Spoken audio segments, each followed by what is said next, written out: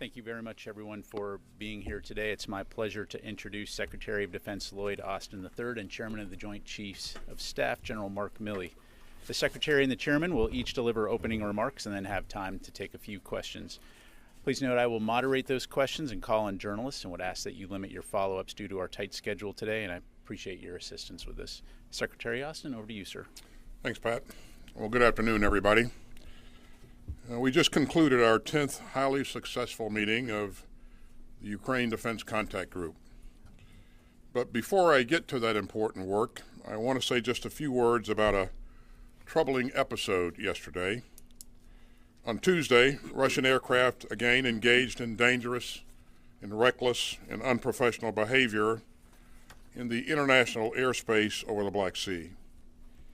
And 2 Russian jets dumped fuel on an unmanned U.S. MQ-9 aircraft conducting routine operations in international airspace. And 1 Russian jet struck our MQ-9 aircraft, resulting in a crash. And this hazardous episode is part of a pattern of aggressive, risky, and unsafe actions by Russian pilots in international airspace. Now, I just got off the phone with my Russian counterpart, Minister Shoigu.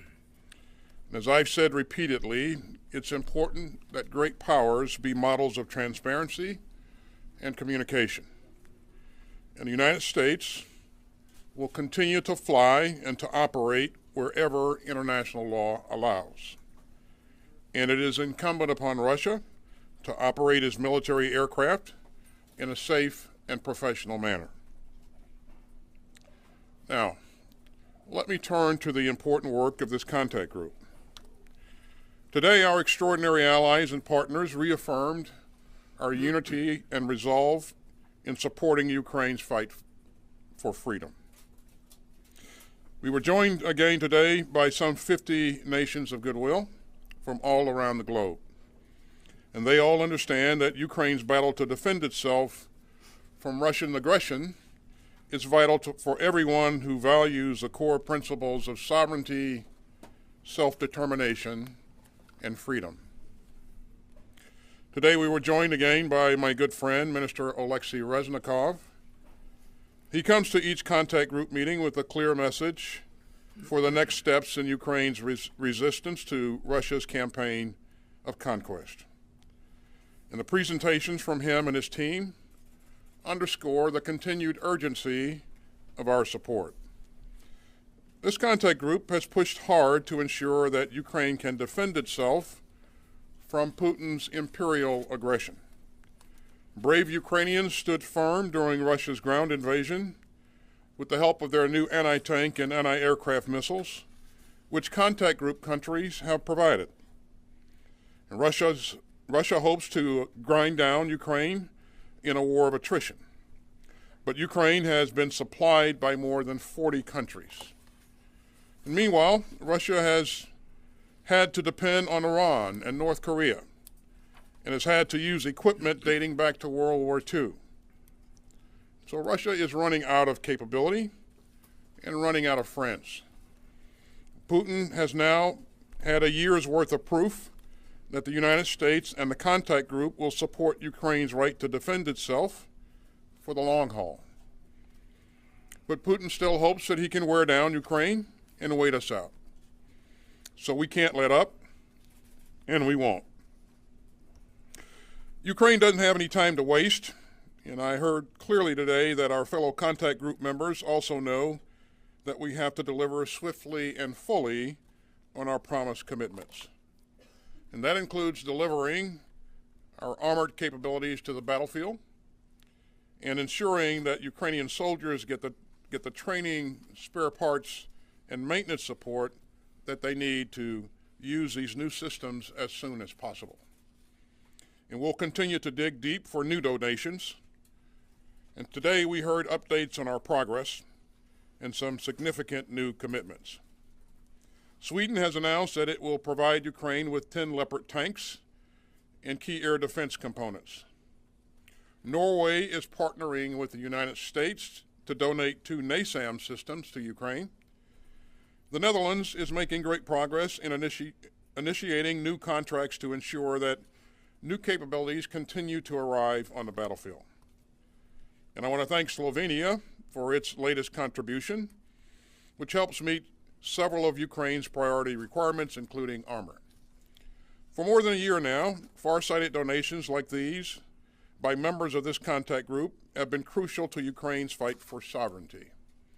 And we have provided crucial combat capabilities that Ukraine's defenders will use to further repel Russia's invasion and to exercise initiative and to create favorable conditions on the battlefield. But for Ukraine to protect its sovereign territory and defend its citizens over the long term, we must keep going. So we're going to help Ukraine sustain the tanks, the infantry fighting vehicles, and other armored vehicles that are making their way into the front lines. And we're going to continue urgently training Ukrainian soldiers on the capabilities that we're providing and on the combined arms maneuver tactics that they need to succeed. We're going to keep looking into our stocks and into our budget to resupply Ukraine throughout the year. And we're going to continue our important work in lockstep with our Ukrainian partners to maintain accountability for the security assistance that we're providing. And finally, above all, we're going to stay united. Together we're helping Ukraine fight to live free, and together we're helping to show that rules matter, and together we're helping to advance our shared security in an open world of rules and rights. And so thank you very much, and I'll now turn it over to the chairman for his comments. Good afternoon, everyone, and thank you, Secretary Austin, for your leadership. This, as Secretary pointed out, is our 10th contact group, and these meetings and the donations that come from it would not be happening without the incredible leadership of Secretary Austin, so thank you for that. Your direction remains critical to the future success of the group. And also, thank you to the Ukrainian Minister of Defense, Reznikov, my counterpart, General Zaluzny, who was not on the call today, but I've talked to him several times in the past week, and the Deputy Chief of Defense who represented General Zaluzny, General Moisuk. All of them continue to lead Ukrainians' military in their fight for freedom. Also, thanks to all the ministers of defense and the chiefs of defense from 51 participants in today's meeting, including NATO and the European Union. They joined the meeting and they continue to provide critical support to Ukraine. Each nation is contributing what they can to ensure Ukraine has the means to defend itself against the illegal and unprovoked Russian invasion. It's been nearly 13 months since Russia invaded the sovereign nation of Ukraine. Ukraine has been independent since 1991 and has presented no threat whatsoever to Russia. Russia launched and has continued for over a year now a war of aggression in flagrant violation of international law. This is and remains a Russian frontal assault on the rules-based international order that has been in place for 80 years, 8 decades since the end of World War II. In the face of this act of aggression, in a war of conquest, this group remains unified. NATO is united. The people of Ukraine are unyielding. They are standing steadfast in the face of the Russian onslaught. Russia remains isolated. Their military stocks are rapidly depleting. Their soldiers are demoralized, untrained, unmotivated conscripts and convicts, and their leadership is failing them. Having already failed in their strategic objectives, Russia is increasingly relying on other countries, such as Iran and North Korea, as the Secretary pointed out. They're using Iranian drones to continue to terrorize Ukrainian civilians. This relationship is built on the cruel bonds of oppressing freedom, subverting liberty, and maintaining their tyranny. Yet free people will not return to the shackles of tyranny. Ukrainians remain defiant, with steel in their spines and courage in their veins, and they have the broad support of the United States and the international community. The Battle of Bakhmut continues, but Ukraine is fighting with valor. With robust defenses, Ukraine has fixed the Russian forces at that city, and they're exacting very heavy costs on the Wagner Group and the Russian regular military. Ukraine remains strong. They are capable and trained. Ukrainian soldiers are strong in their combat units. Their tanks, infantry fighting vehicles, and armored vehicles are only going to bolster the front line. Ukrainian precision munitions continue to target the logistics and communication systems of Russia. Lacking effective small unit leaders and absent the proper equipment, this is a grinding attrition warfare that Russia is trying to execute. Wave after wave of Russian soldiers are thrown into the chaos of war, absent any sort of synchronized coordination and direction. Russia continues to pay severely in terms of lives and military equipment for its continued war of choice. Right now, there is intense fighting in and around Bakhmut, and the Russians are making small tactical advances, but at great cost. Elsewhere, the front line remains relatively static, with significant exchanges of artillery, but no significant maneuver gains by either side. Right now, as you know, there is a significant ongoing effort to build up the Ukrainian military in terms of equipment, munitions, and training in a variety of countries in order to enable Ukraine to defend itself. The increased Ukrainian capability will allow the Ukrainian leadership to develop and execute a variety of options in the future to achieve their objectives and bring this war to a successful conclusion. This is an act of brutal aggression by President Putin and the Russian military with complete disregard for human life, both civilian and military.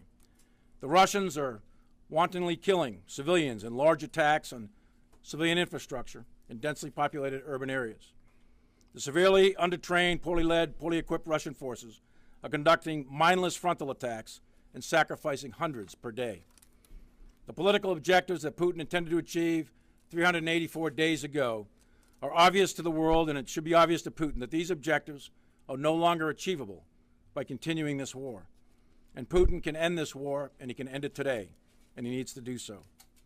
Free people are not easily conquered, and the Ukrainian people are free, and they will never give up in their fight to stay free.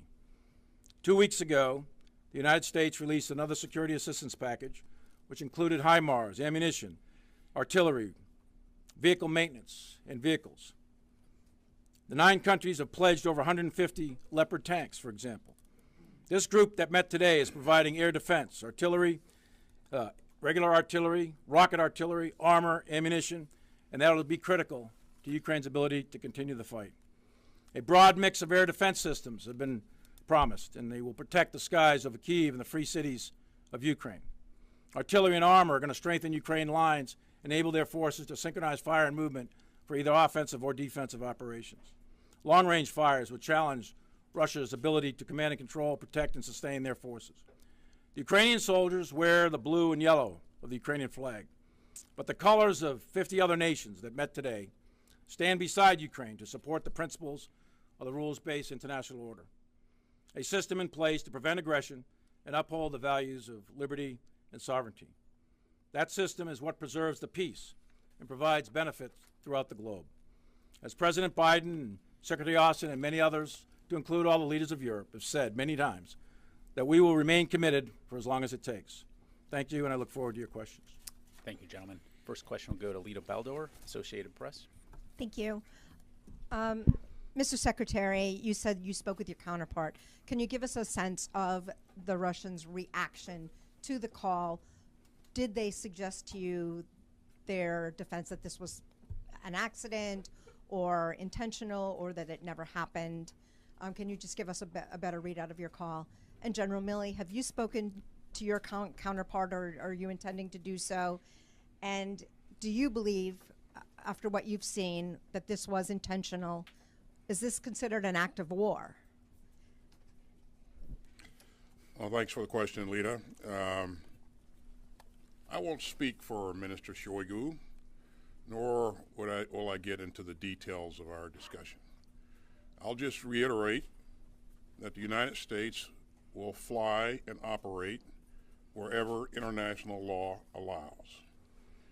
Now, we take any potential for escalation very seriously, and that's why I believe it's important to keep the lines of communication open. I think it's really key that that we're able to pick up the phone and engage each other, and I think that will help to prevent miscalculation going forward.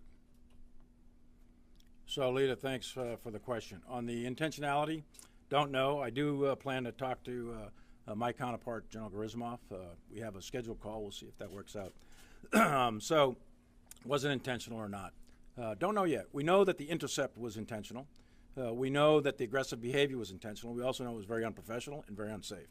The actual contact of the fixed-wing Russian fighter with our UAV, the physical contact of those two, not sure yet. That remains to be seen. But I can't. I can tell you with certainty, though, that we have absolute evidence of the contact, and the intercepts, et cetera, and it's very aggressive. You've heard about the dumping of the fuel and everything else. We have video evidence of all that. So there's no question that that part of it's intentional. The actual physical contact of the aircraft, that I'm not so sure. So we'll have to figure that out. That we're not positive of that yet. As far as an active war goes, I'm not gonna go there. Incidents happen, and clearly we do not seek armed conflict with Russia, and I believe that at this point we should investigate this incident and move on from there. But we will continue to exercise our rights in international airspace. Okay, let's go to Dan Lamoth, Washington Post.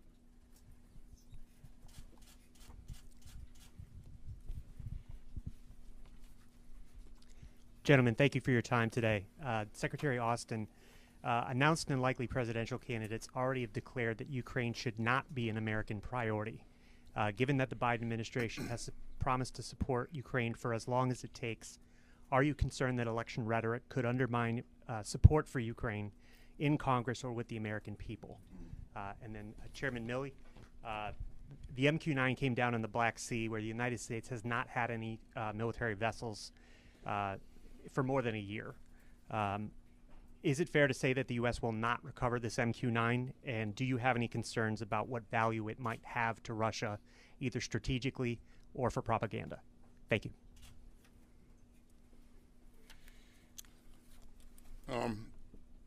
Thanks, Dan. I would, in terms of the importance of Ukraine, first of all, we've seen bipartisan support for providing security assistance to Ukraine throughout up to this point. I expect that we will continue to see that going forward. We've heard some senior leaders on both sides of the fence say that, and so I expect that we'll continue to enjoy that support. But you know, Dan, Ukraine matters. It matters not to just Ukraine or to the United States, it matters to the world. This is about the rules-based international order. It's about one country's ability to wake up one day and change the borders of its neighbor and annex its neighbor's sovereign territory. And as we've seen, countries around the world don't think that's a good idea. And that's why you've seen 50 countries not only come to the initial meetings of the Ukraine Defense Contact Group, but they continue to come back and they continue to work hard to ensure that Ukraine gets everything that it needs to be successful. And that'll remain our focus going forward. So, Dan, on the recovery piece, we know where it landed in the Black Sea. It's probably about maybe 4,000 or 5,000 feet of water, something like that. So any recovery operation is very difficult at that depth by anyone. That's the first point. Secondly is, true, we don't have any ships there, but we do have a lot of allies and friends in the area. We'll work through recovery operations. That's U.S. property, and we'll leave it at that at this point. But it probably broke up. There's probably not a lot to recover, frankly. As far as the loss of anything of sensitive intelligence, et cetera, as normal, we would take, and we did, take mitigating measures. So we are quite confident that whatever was of value is no longer of value. For our next question, we'll go to Ellie Watson, CBS. Thanks for doing this. Secretary Austin, General Milley mentioned the video. We've heard reports you're working to declassify video of the incident. What does that video show, and when will that video be released? Why hasn't it been released yet? And General Milley, Secretary Austin talked about the pattern of behavior. How often is Russia conducting these harassing maneuvers, and has it increased in recent weeks? Well, thanks, Ellie. As you know, as you said, we are still going through videos and photographs to ascertain what we can release, what we can provide. But in terms of what the video shows, we remain confident in the facts that we have conveyed thus far. and that will not change in terms of what happened and how it happened, and so again, we'll work through as quickly as we can to evaluate videos, and if we'll let you know when we have something that we in terms of video or stills that we can provide you. So. In terms of the pattern of behavior, Ellie, yes, this is a part of a pattern of behavior. The United States and Russian military forces operate in proximity to each other throughout the world. We're operating in the Middle East, in Syria, for example. We have areas up in Alaska that routinely either maritime or aerial vessels come in contact in the maritime areas outside of Hawaii, for example, but also obviously in Europe and particularly in Ukraine. So the fact that we operate in proximity to each other is not particularly unusual, and we do try to establish deconfliction channels in order to make sure that our forces are physically separated and we don't have incidents like this. But there is a pattern of behavior recently where there is a little bit more aggressive actions being conducted by the Russians. We think we haven't completed our analysis as to why that's happening. And it wasn't just involving us. There was some incidents earlier with the British and some other nations as well. So there is a pattern of behavior going on here, and we have to figure out exactly what the way ahead is. I think that was one of the fundamental reasons for Secretary's call to Minister Shoigu, and one of the fundamental reasons for my call to General Gerasimov. Go to Nancy Youssef, Wall Street Journal.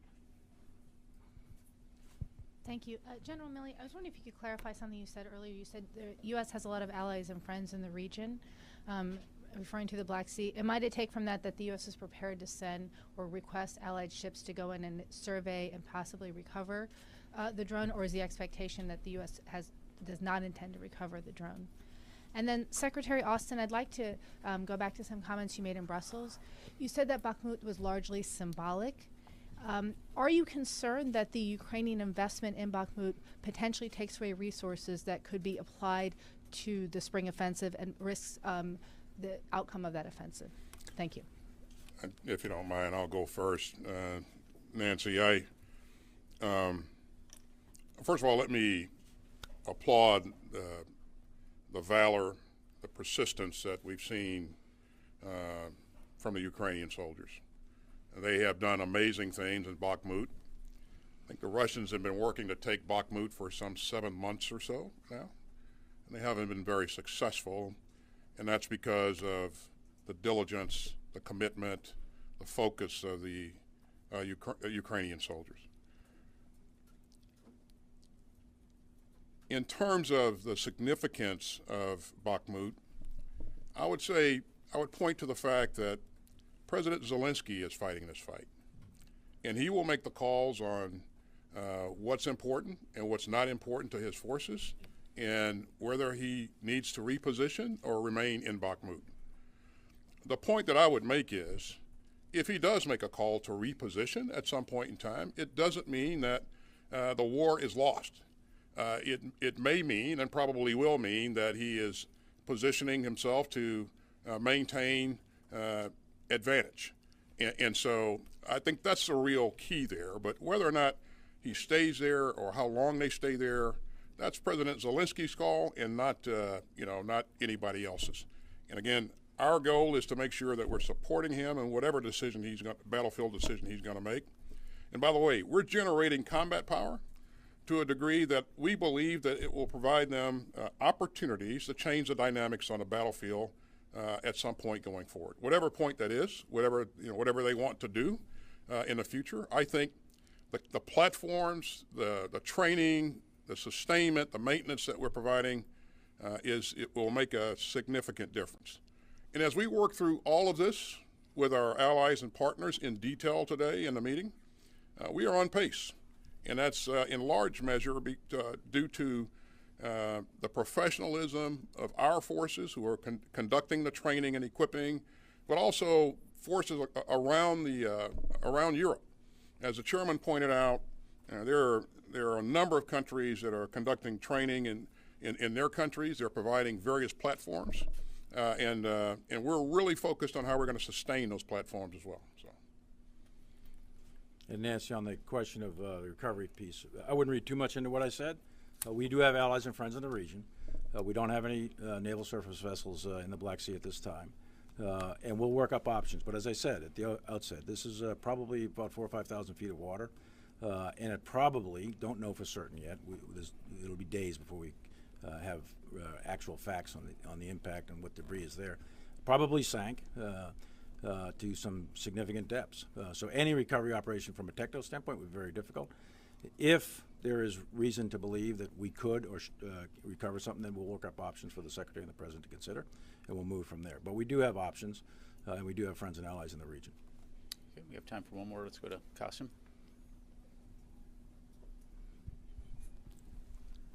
Thank you very much for your time, gentlemen. I have two questions.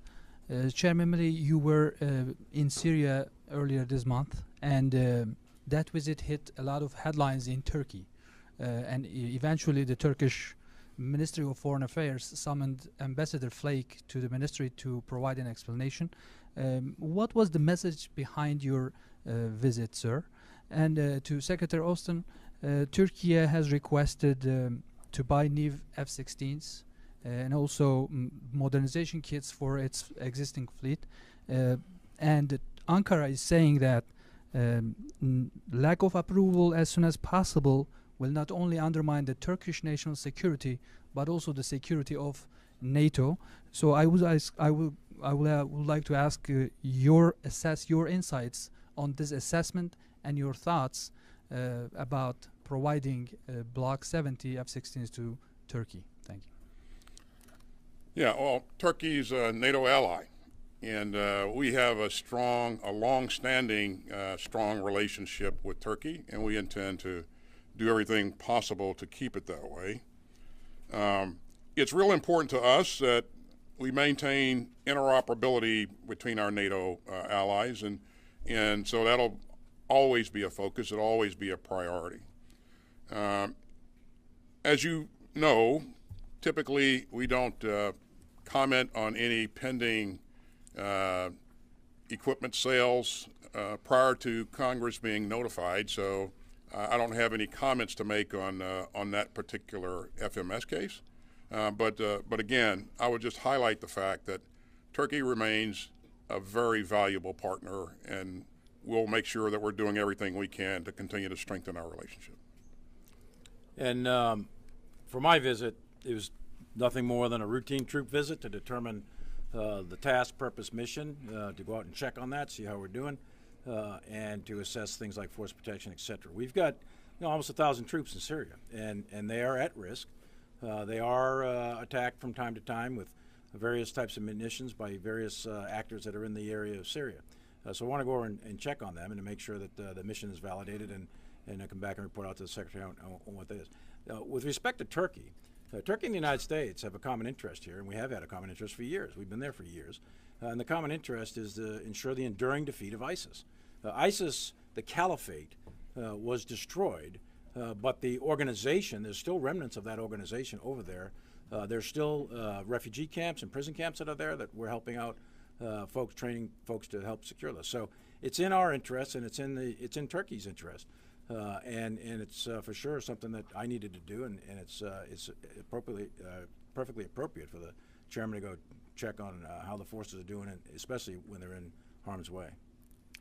Secretary Austin, General Milley, thank you very much, gentlemen. This concludes the time we have available today. Thank you very much. Did you say whether you criticized or condemned or